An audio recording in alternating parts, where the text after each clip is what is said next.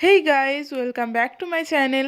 আজ আমি আপনাদের সাথে শেয়ার করব 1 থেকে 2 বছর বেবিদের এলাইন ফ্রক কাটিং এবং স্টিচিং। তো চলুন without any further delay let's start. তো দেখুন, এখানে আমি 4 ভাঁজে কাপড় বিছিয়ে নিয়েছি।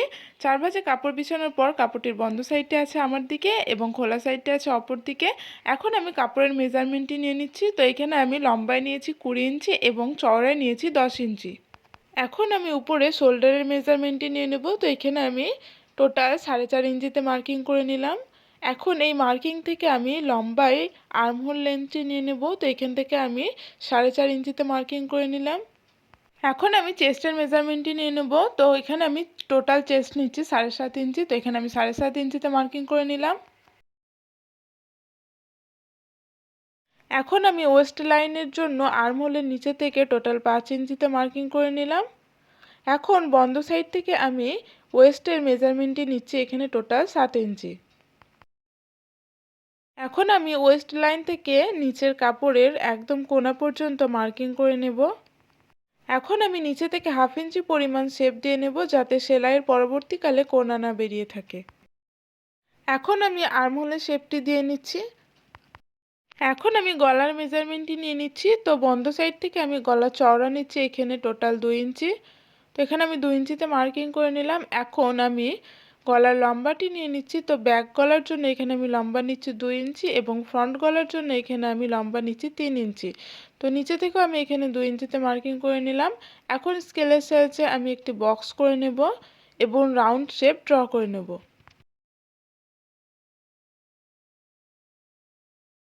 তো এইখানে আমি 1/2 ইঞ্চি শোল্ডার ডাউন করে নিলাম। এখন ফ্রকটির কাটিং করব। এর জন্য ফার্স্টে আমি এখানে ব্যাক পার্টের কাটিং করব দাগ বরাবর। তো এখানে আমি কাটিং করে নিয়েছি। এখন ভিতরে একটি পার্ট সরিয়ে নেব এবং ফ্রন্ট গলার কাটিংটি করে নেব।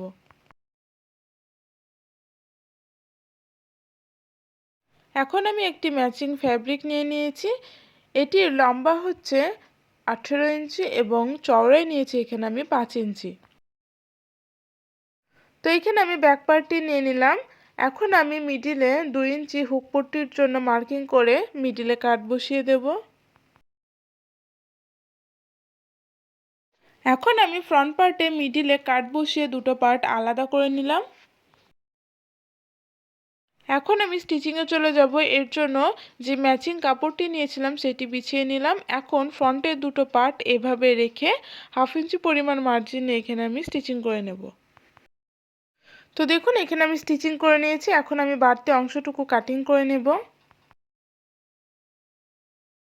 তো এখানে আমার কাটিং হয়ে গেছে। এখন আমি মিডিল পয়েন্ট মার্কিং করে নিলাম। এখন আমি নখের সাহায্যে ভালোভাবে প্রেস করে নিচ্ছি যাতে কাপড়টি ভালোভাবে সেট হয়ে বসে যায়। আপনারা যদি চান তাহলে কাঁচির যে অংশটি আছে সেটি দিয়েও প্রেস করে নিতে পারেন এভাবে। এখন আমি দুদিকের পার্টটি মিডিল পয়েন্টে এভাবে রাখবো। এখন আমি উপর থেকে 4.5 ইঞ্চিতে মার্কিং করে নিচ্ছি, অর্থাৎ এতটুকু বন্ধ থাকবে।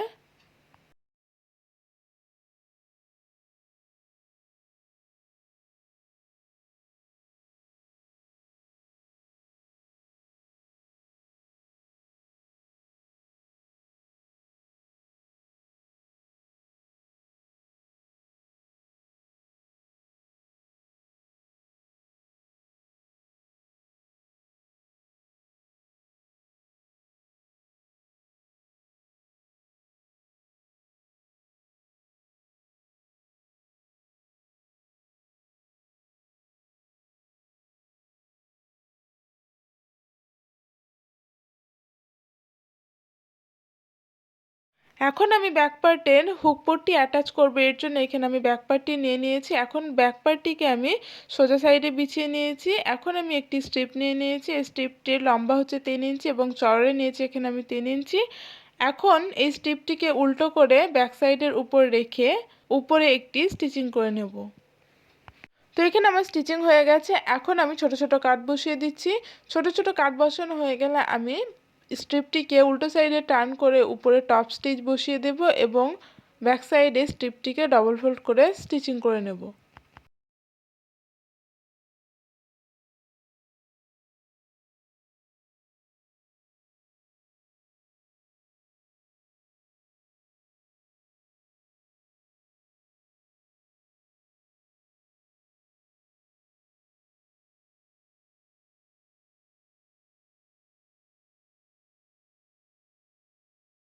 তো এখানে আমি স্ট্রিপটিকে ব্যাক সাইডে ডবল ফোল্ড করে স্টিচিং করে নিয়েছি। এখন আমি শোল্ডার অ্যাটাচ করব, এর জন্য এখানে আমি ব্যাক পার্টটিকে সোজা সাইডে বিছিয়ে নিলাম।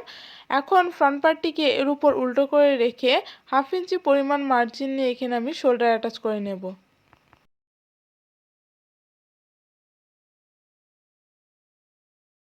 তো দেখুন এখানে আমি শোল্ডার অ্যাটাচ করে নিয়েছি। এখন আমি গলায় পাইপিং অ্যাটাচ করব, এর জন্য এখানে আমি ক্রস স্ট্রিপ আগে থেকে রেডি করে রেখেছিলাম। তো এই স্ট্রিপটির হচ্ছে 1 ইঞ্চি চওড়া। এখন আমি এই স্ট্রিপটিকে উল্টো সাইডে রেখে 1/2 ইঞ্চি পরিমাণ মার্জিন নিয়ে গোটা রাউন্ডে স্টিচিং করে নেব।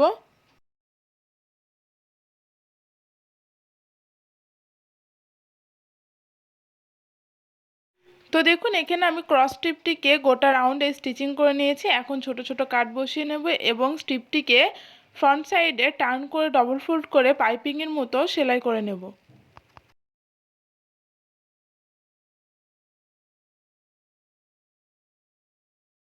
এখন আমি আর্ম হোলে স্ট্রিপ অ্যাটাচ করব, এর জন্য এখানে আমি ফ্রকের কাপড়টিকে উল্টো সাইডে বিছিয়ে নিয়েছি।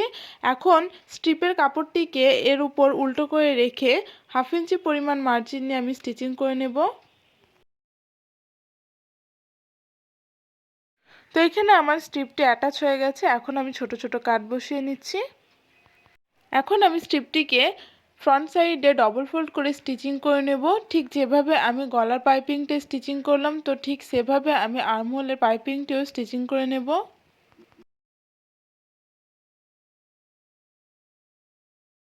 তো এখানে আমি হাতায় পাইপিং অ্যাটাচ করে নিয়েছি। তো ঠিক একইভাবে আমি আরেকটি হাতাও রেডি করে নেব।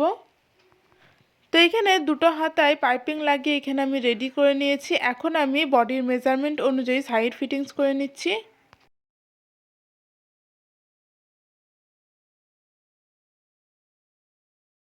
তো ঠিক একইভাবে আমি অপর সাইডেও বডির মেজারমেন্ট অনুযায়ী স্টিচিং করে নেব।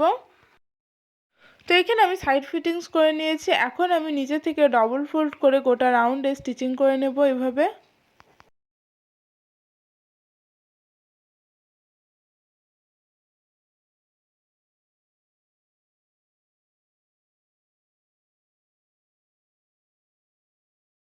এখন আমি বো তৈরি করে নেব, এই জন্য এখানে আমি একটি স্ট্রিপ নিয়ে নিয়েছি। স্ট্রিপটির এখানে আমি চওড়া রেখেছি 3 ইঞ্চি এবং লম্বায় নিয়েছি এখানে আমি 7 ইঞ্চি। এখন আমি স্ট্রিপটিকে ডবল ফোল্ড করে নেব এবং 1 ইঞ্চির মতো ফাঁকা রেখে আমি চারিদিকে স্টিচিং করে নেব।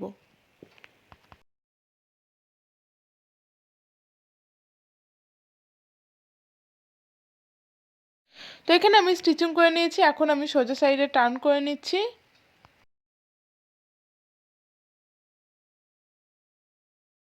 তো এখানে আমি যে অংশটুকু ফাঁকা ছিল সেটি স্টিচিং করে নিলাম। এখন মিডল পয়েন্ট মার্কিং করব এবং বয়ের শেপ দিয়ে নেব। তো এখানে আমি মেশিনে স্টিচিং করে নিচ্ছি। তো এখানে আমি 2-3 বার সেলাই দিয়ে নিচ্ছি। এটি কিন্তু সুতো দিয়ে হাতে দিয়েও করা হয়। তো আপনাদের যদি প্রবলেম হয় তাহলে আপনারা হাতে করে নিতে পারেন। তো দেখুন এখানে আমি টোটাল 3টে বো রেডি করে নিয়েছি। আপনারা আপনাদের পছন্দ অনুযায়ী কম বেশি তৈরি করে নিতে পারেন। এখন আমি বউগুলোকে ঠিক এভাবে অ্যাটাচ করে নেব। তো এখানে খুব সহজেই তৈরি হয়ে গেল বেবিদের এলাইন ফ্রক কাটিং এবং স্টিচিং।